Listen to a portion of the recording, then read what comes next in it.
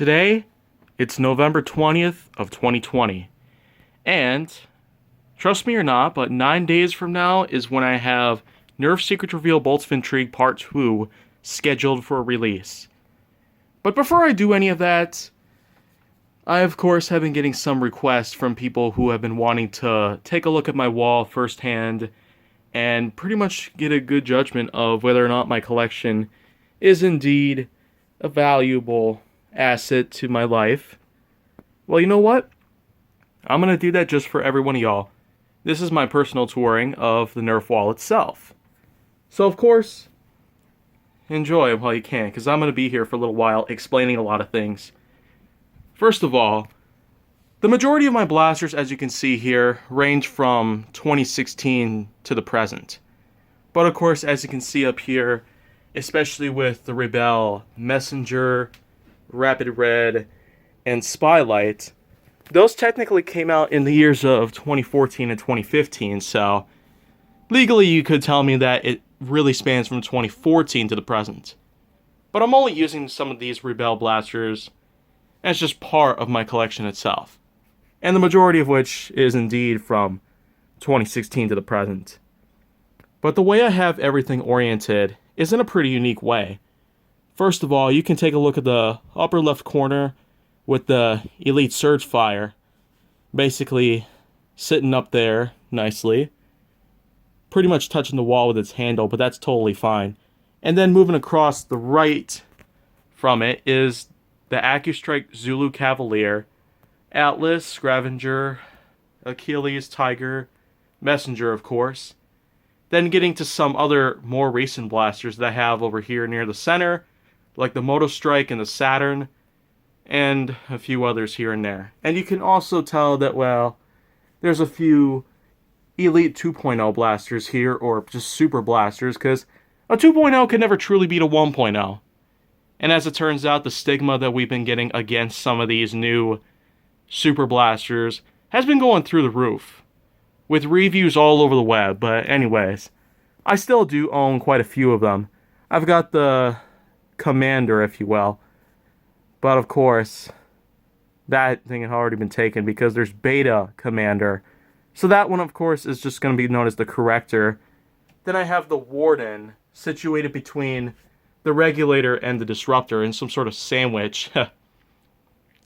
Then there's the Triton, situated a couple Ultra Blasters above, if you will.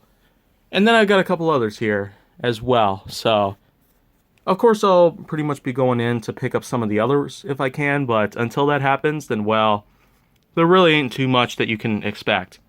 But you can also expect some other blasters to appear, like Ultra Blasters, Rival Blasters, Mega Blasters, Elite Blasters, Alpha Strike Blasters, and Modulus Blasters, and Doom Lens Blasters, and AccuStrike Blasters, and more.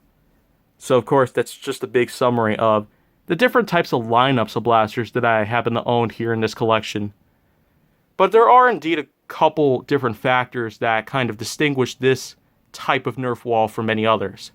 Mainly for the fact that, well, as you can see here, I basically got stacks of different blasters. Like you can see this one up here, the Rapid Red is tucked away in the back there. And then, of course, is topped on by the Elite Ruckus and the Modulus Mediator.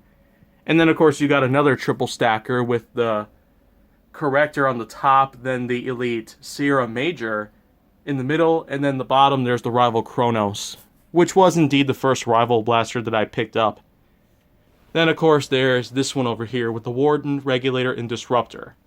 And there's a few others here as well, like this one over here, and a couple others here and there. But the majority of them are on their own or basically have double stacks.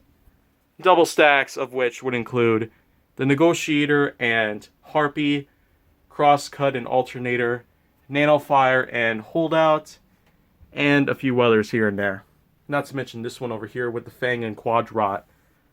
Other than that, most blasters are pretty much on their own on the wall here, especially in the bottom row, where, again, I'll take place starting in the left corner, work my way to the right. I got the Ultra 1, Artemis, Wolf, Trilogy, Alpha Hawk, Desolator, the Megalodon, And then, of course, there's a couple of double stackers, followed along by the Jupiter, and then another double stacker with the Ultra 3 and Zombie Strike Revoltinator.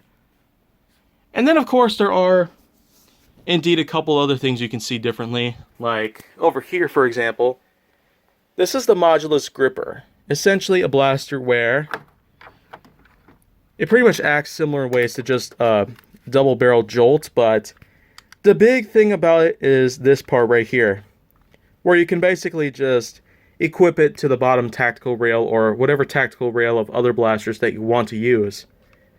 But one thing that makes this unique is the fact that, well, I basically did a little mod here where I cut a couple AccuStrike darts to fit snugly onto the nubs that stick out from the sides. So this way, well, it'll never fall off again. Because I've had continuous problems with the nubs that stick out on the sides, and apparently they aren't really enough to hold the gripper in place, especially if the wall were to shake or something like that. But because of this mod here, well, it's pretty difficult to knock this thing over now. So I'd say that's a pretty good little DIY tip out there. If you're planning on putting the gripper on the wall, then, well, I suggest you do it. Other than that, though, I feel like there really isn't too much else that I could also explain. Well, apart from the fact that the Ultra 3 down in the bottom right corner and the Mega Moto Strike and Rival Saturn are pretty much the only recent ones that I have here. Probably the most recent of all time. For now. But there is one thing that I feel like I should have mentioned some time ago. This Nerf collection right here is mine. And only mine. If any of you wants to go ahead and contribute to the abandonment of my older part of the collection, then, well, the link is in the description box down below for my eBay page, to which that you can pick yourself up one piece of history at a time. If you want to pick up a lot of them, then, well, that's up to you. But if you've got the money to simply pick up little pieces of Hasbro-related history that I have kept with me in the last decade and a half, then, well, it's up to you. But for me, I'm just going to keep going forward. Lots of things are going to be waiting for us when Hasbro goes in and gives us the green light to simply go through with what 2021 has to offer us, then 2022, 2023, 2024. Basically, the 2020s are going to be especially big for some of Nerf's newest franchises out there. And I will say, it's been quite a ride. But I've got a much longer way to go here before I even decide to give up on this whole entire thing. So thank you very much for stopping by here to check out this little thing that I have going on here just for, well, funsies of all sorts. And I suppose that I'll be back here with some new content on my channel, but until that happens, then, well, you know what to do.